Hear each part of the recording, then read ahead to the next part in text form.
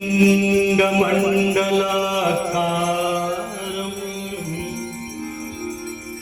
व्याप्तं येन चराचरम्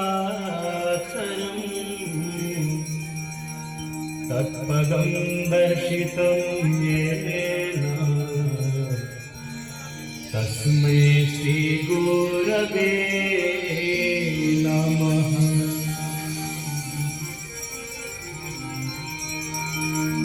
गजानन